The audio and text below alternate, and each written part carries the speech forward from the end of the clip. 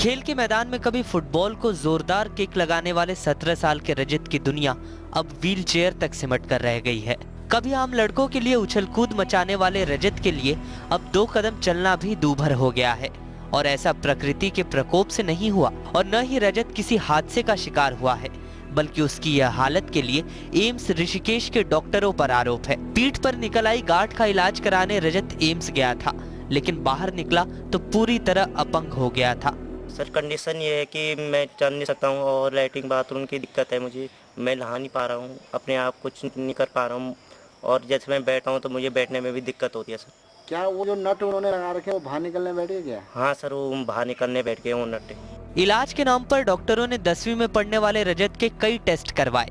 इन test पर लाखों रुपए भी खर्च हो गए। फिर पिछले साल 3 अगस्त को डॉक्टरों ने उसकी पीठ का ऑपरेशन किया।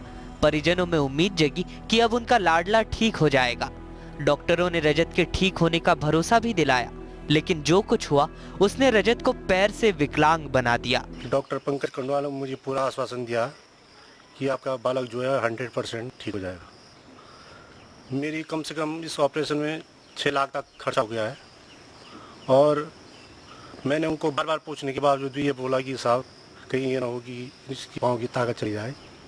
तो उन्होंने मुझे पूरा भरोसा दिलाया कि नहीं, ऐसा नहीं है, ये बिल्कुल ठीक हो सकता है। और आज उन्होंने उसकी पूरी लाइफ बर्बाद कर दी है। एक होनहार किशोर के जीवन को अभिशाप बना देने के इस मामले में एम्स के डॉक्टरों से बात करने की सभी कोशिशें जब बेकार रही तो हमने डीएम से बात की। मामले में अगर ऐसा हुआ है, अगर किसी हमारे सरकारी हॉस्पिटल ने कुछ ऐसी गलती की है जिसके द्वारा कि उस बच्चे का भविष्य बर्बाद हुआ है, तो उसमें वास्तव में हॉस्पिटल के अगेंस्ट भी कार्रवाई की जानी चाहिए। इसके साथ साथ हम लोग, हमारे पास कुछ एनजीओज हैं जो हमारे लिए काम कर रहे हैं। इसके साथ साथ आरबीएस के हमारे पास कार्यक्रम है। तो फर्दर किसी अच्छे हॉस्पिटल से उस बच्चे का इलाज कराना हो तो वो हम लोग पूरा प्रयास करेंगे। आपके द्वारा संज्ञान में लाया गया है, मैं उसमें अपने राजस्व विभाग से एक रिपोर्ट भी ले लूँगा और इसके साथ साथ अगर हॉस्पिटल ने कुछ गलती की है तो निश्चित रूप से उसमें कार्रवाई की जानी चाहिए। नाती पोतों में बुढ़ापे का सहारा तलाशने वाली आंखें अब रजत का सहारा बनी हुई हैं। अपने लाडले को इस हालत में देखकर इन बूढ़ी आंखों से आंसुओं को रोक पाना मुश्किल हो जाता है। रजत के घर वाले दुखी हैं। तकलीफ रजत को होती है, दर्द घर वाले महसूस करते हैं। रजत की हालत देख परिजन परेशान जरूर है, लेकिन हिम्मत नहीं हारे हैं।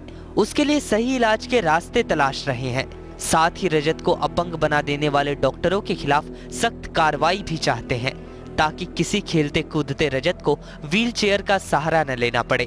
देखने वाली बात यह है कि वो एक निर्धन परिवार जो पहाड़ के एक कोने में है और कहीं ना कहीं एम्स प्रशासन के यहाँ अगर वो इलाज कराने आया था तो उसके इलाज में ऐसी लापरवाही क्यों की गई, और साथ ही साथ अगर जो ऐसा नहीं हुआ तो डॉक्टर्स इस बारे में कोई सफाई क्यों नहीं दे रहे हैं। ये एक देखने का विषय है। शासन से एक जांच की बात की जा रही है। कहीं ना कहीं एक निर्धन परिवार इसमें न्याय की मांग कर रहा है। मैं विपिन नागी, एपीएन न्यूज।